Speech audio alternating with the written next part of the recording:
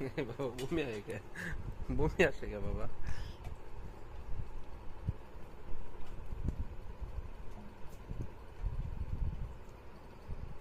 মাশাল্লাহ, আমার মেয়ে কিভাবে আম খাচ্ছে, হ্যাঁ? একটু একটা পুটলাম মেয়ে আমার কিভাবে আমটাকে খাচ্ছে, এই যে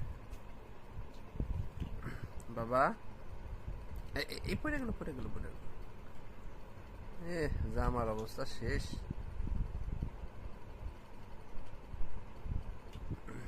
এই বাবা,